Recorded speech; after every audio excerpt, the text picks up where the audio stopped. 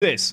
Next up, we have Here Comes a Savior featuring Rice Pirate in Soundmind theme song from The Living Tombstone, or by The Living Tombstone. This is apparently from something. I don't know what this is from. I have no idea what this is from, but this is from the Cubash, and Azertium was the one who gave us this, so we're gonna do this. Once again, everybody, this is a Basterd's LFA, a layman-friendly analysis. I'm a professionally trained musician, a composer, and my objective here is to explain things in a way so that you don't have to be one to understand what's happening here musically. So, if you like the sound of that, make sure you're following the channel, subscribe to the channel, whatever term you want to use. Like the video, share the video, leave a comment, turn on notifications, become a member, support this channel as much as you want, but not at your own expense. Two disclaimers. Number one, this is my first time hearing this track ever, so I will be pausing a lot, as I will be pointing things out as I hear them.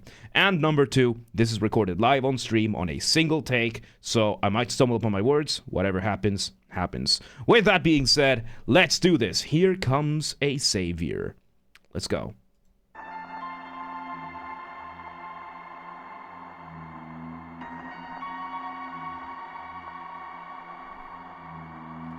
Okay, so the game is in Soundmind.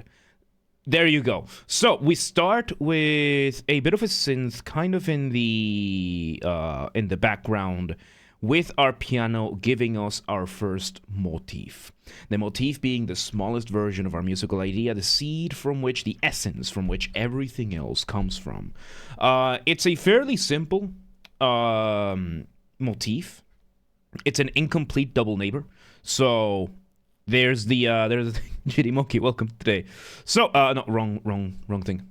It's paint the one I want. So when it comes to different types of motifs, there are a few that are more common than others. There is something called a neighboring tone.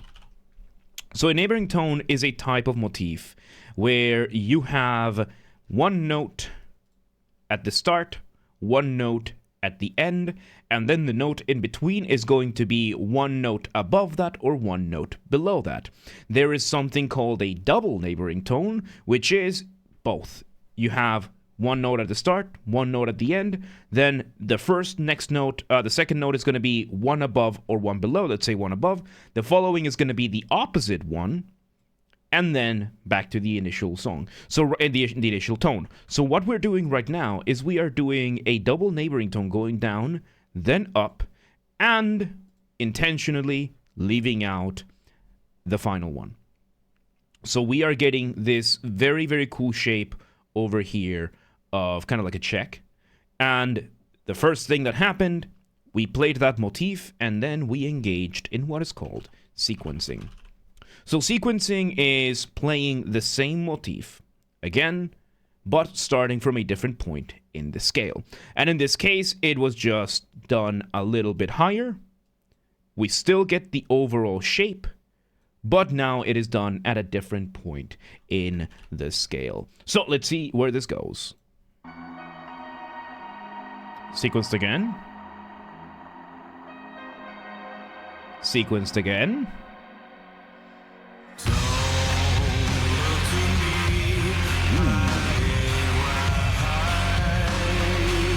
Okay, so this is not a piece, this is not a track, this is a full-blown song. That was our intro motif, and now we have entered our verse. So when it comes to music and songs and whatnot, the structure of a song is going to vary a little bit from the structure of a piece. In the sense of a song or a piece, an instrumental, is usually going to have something like form, or otherwise known as structure. And shows are welcome today. There's no live queue today. So you have form or structure.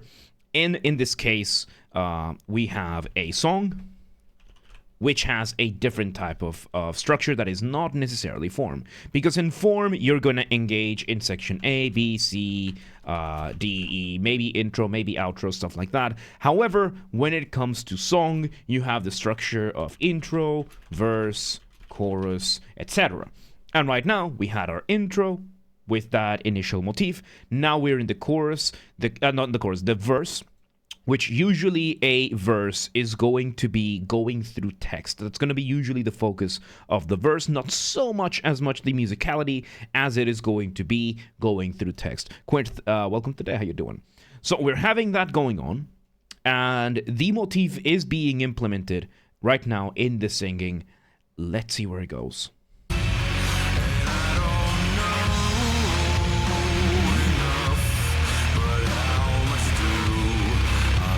Okay.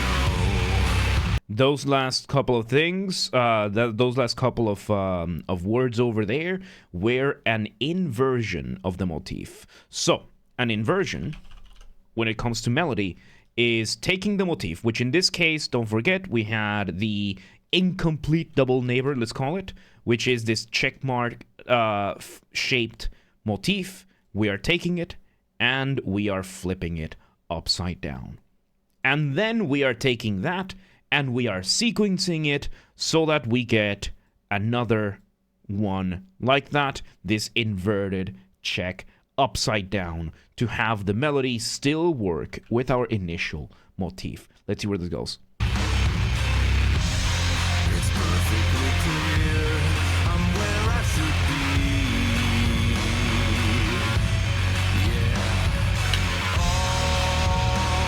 The synth in the background is also the accompaniment of the synth in the background is just playing the motif. It's just playing the motif. It's playing the motif and it's playing a retrograde of the motif. Basically just going back and forth. So now a retrograde is another way of developing, which is to play it backwards. So we have the shape of the motif, which we have the check.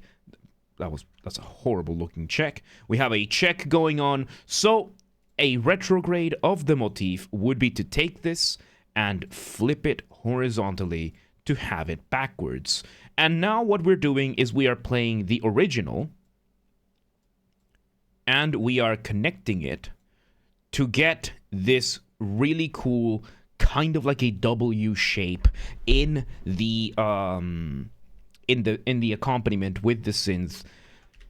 We are like, this is a surprisingly good use of the motif because it's a fairly short motif. It's 3 notes. It's a 3-note motif, and it's being used a lot right now, which is not as easy and not as common in today's environment. So that is pretty good. That is pretty good. Let's see where it goes.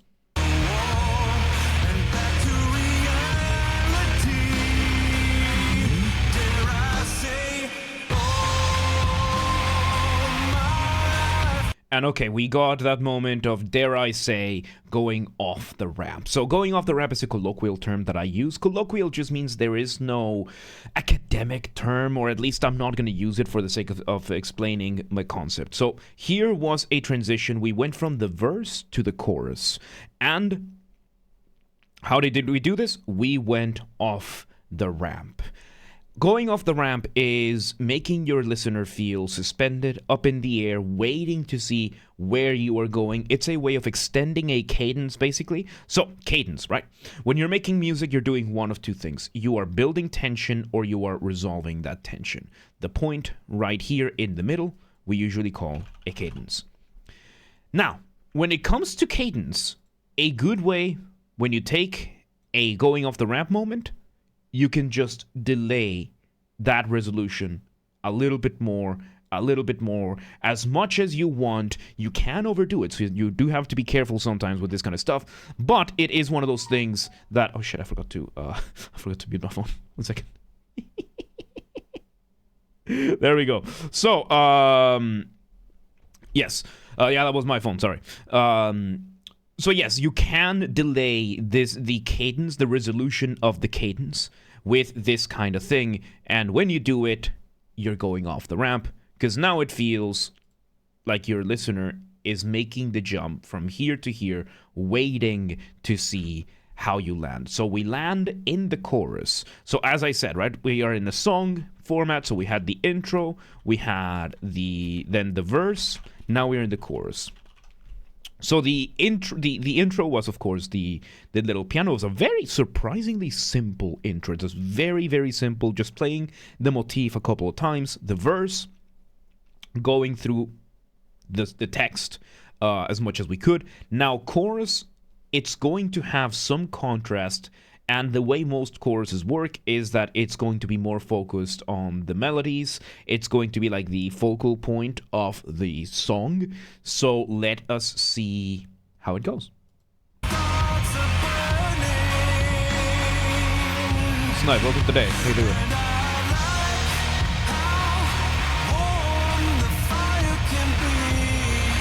Didn't love the key. Well, go find it. Oh, very good.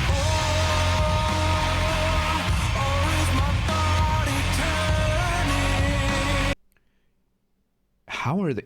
They are using the motif. Like, this is really good motific development. Like, almost every other phrase uses the motif one way or another. And it's fairly fresh. And yeah, as you can hear right now, we're in the chorus. Now we are extending the notes a little bit more. We are letting the listener soak in a little bit more of the music every time, rather than just singing through the text. And yeah, no, like, we are, like, every other phrase, like, a phrase is just, you know, a group of motifs, and every other phrase, the motif is being used in some sort of variation, which, this is a very Beethoven-esque approach. I was not expecting it from these. Zelma, welcome today. How you doing, man? Go ahead. I was not expecting it from a theme song of a video game. So let's see where this goes.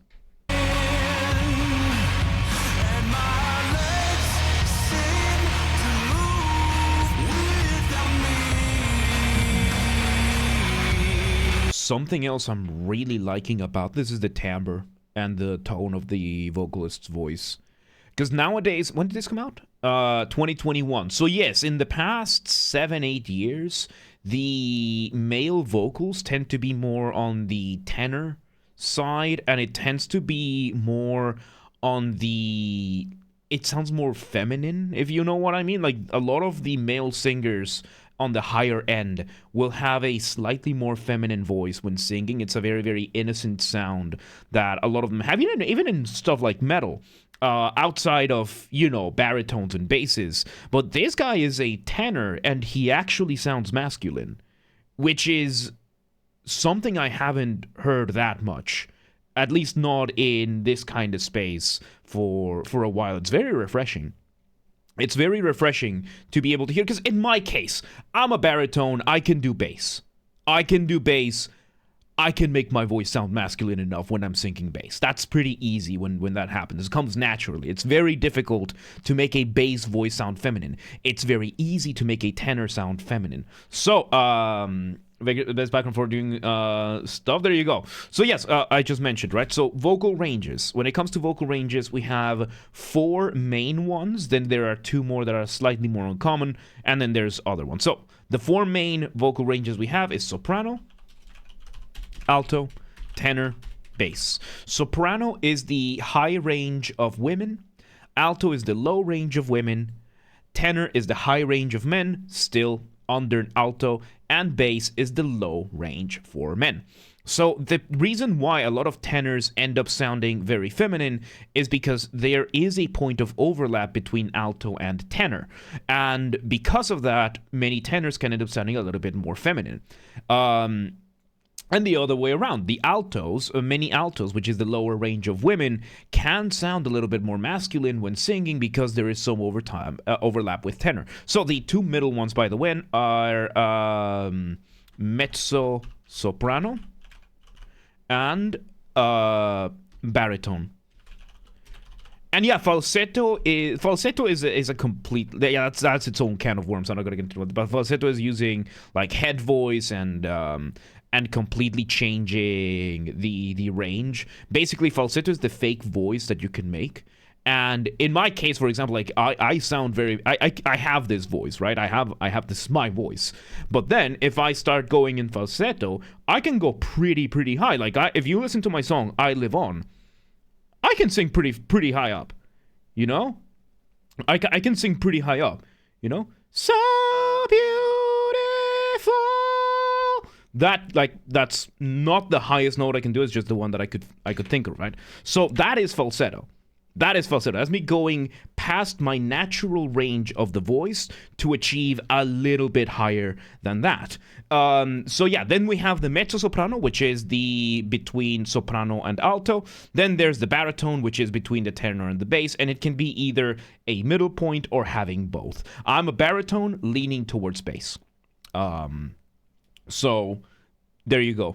It's only 2 hours. 2 hours can be a long time. So, so yeah, no, I'm just saying that it's very refreshing to hear a tenor singing very, very clean and still sounding very masculine. Like, that is very, very refreshing. It's fairly rare nowadays. So I just wanted to take a moment to appreciate that. That the vocalist, I really like this vocalist's voice. Let's see where this goes.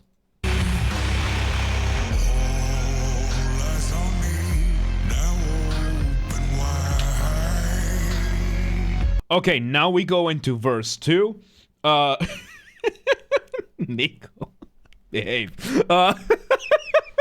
So now we have come to the second verse, and now the vocalist is leaning more on a bass, like he's rasping his voice a little bit to make it sound a little bit lower than that, giving himself a little bit more of a rugged tone, which is a good way of contrasting, of giving a little bit more fresh perspective to the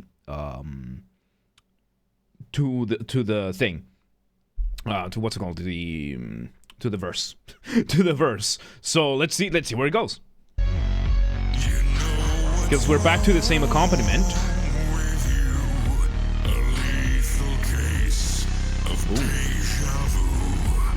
Okay, there was either a little bit of throat singing as a second layer of vocals, or there's a second layer of vocals.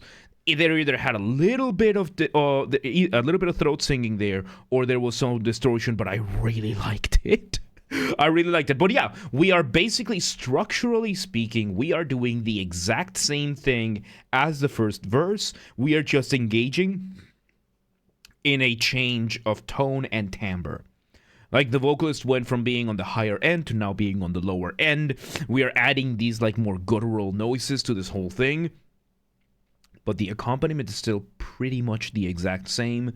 But with this small change, feels a lot more fresh. Let's see where it goes.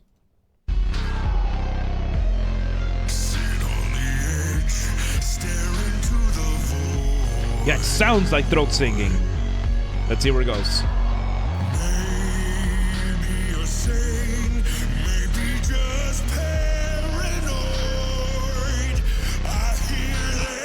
He's got such a good voice. Like, that's a very, very good voice, man. I am impressed. I am very impressed, because he's pulling off the low lows, making himself sound very guttural without actually distorting the voice too much. And in the higher ends, he's managing to hit some pretty decent notes without sounding feminine or without going into falsetto, and it's really, really good. Goofy, welcome today. How you doing? So yeah, no, that's very, very good. Let's see where it goes, because we're about to go off the ramp. Let me just go back a second or two. Hear it again. So there you go. Chorus again. Oh, it's such a good voice.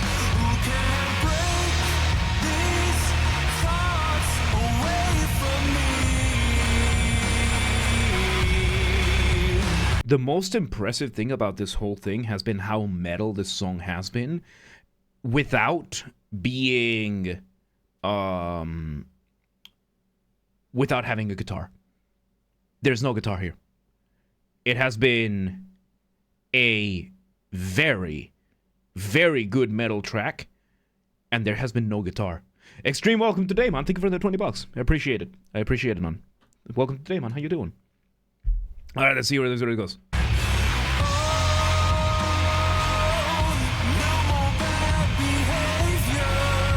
And we are still using the motif, like, and it's still like the ways the motif are being used in is really, really good. It's really, really good, man. So, I feel like I'm hearing a savior that's coming your way. Yeah, that sounds like it, right? So...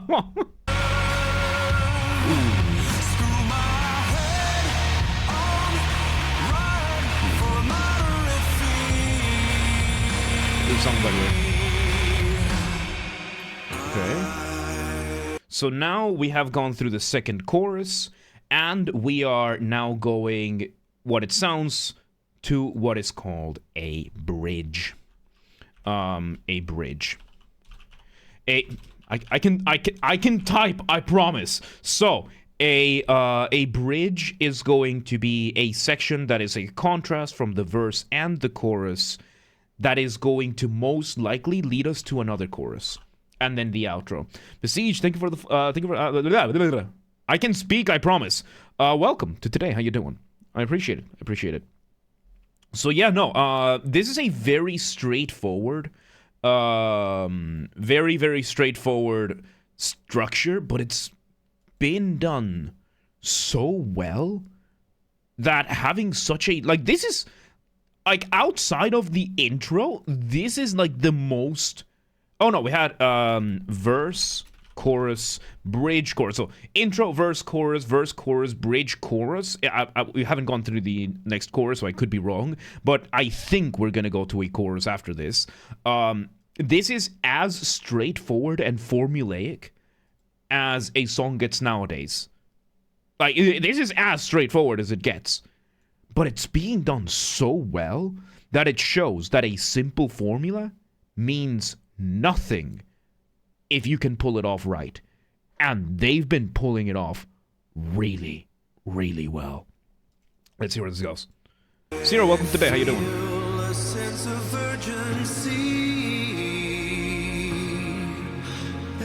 And we're still using the motif.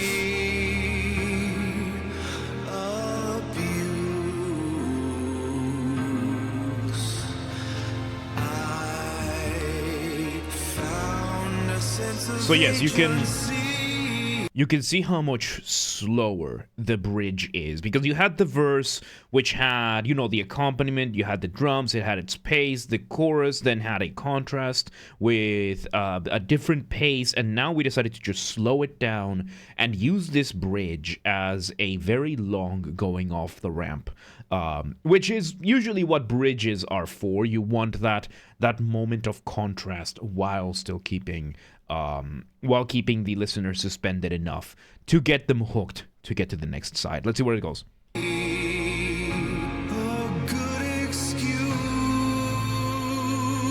Very lovely melody there. Man, this guy's range, dude. It's awesome. And back to the chorus we go.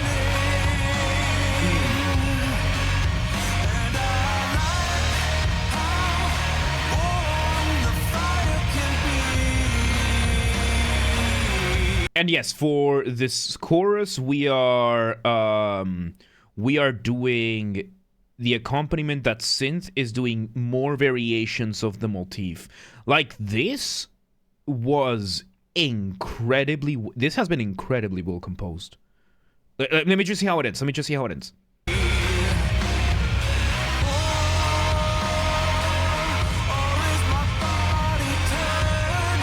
Such a good voice, man. Such a good voice.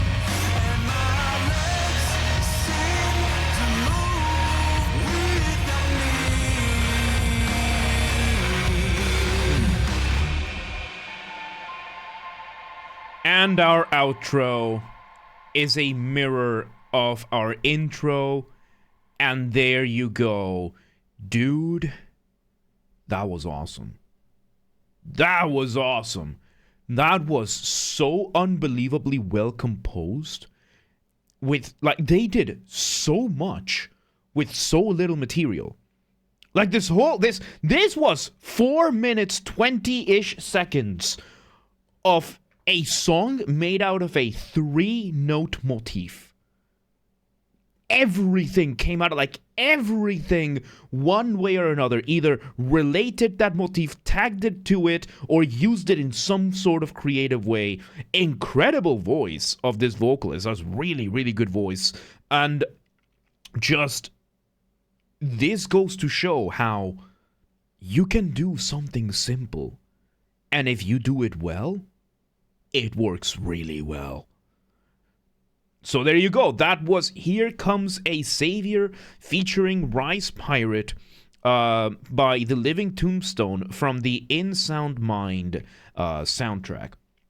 Really good stuff. Once again, everybody, this has been a Basterd's LFA layman-friendly analysis. I'm a professionally trained musician, a composer, and my objective here has been to explain things in a way so that you don't have to be one to understand what's happened here musically. So, if you're watching this on the video YouTube archive thing, thank you for watching. Make sure you're following the channel, subscribe to the channel, whatever term you want to use. Like the video, share the video, leave a comment, turn on notifications, become a member, support this channel as much as you want. And, but not at your expense. If you want to listen to this without me interrupting every 3 seconds, I will be linking it down below in the description. If you want to request a song and you're not on the live stream, go to the Discord server. The LFA requests channel is there. Follow the instructions in the pinned message. And if you want to catch the streams when they go live, we aim for Monday through Friday, 6 p.m. Central European Time. If you want to know what time that is for you, link down below are the Twitch and the Discord servers. They both show the stream schedule on your local time zone, whatever it might be. And follow the gaming channel. We have a gaming channel, Games Are Bastard, where we put the VODs of the after show gaming that we do if they ever happen.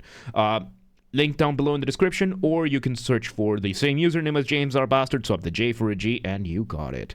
And yeah, there you go. That was amazing, dude. That was incredible.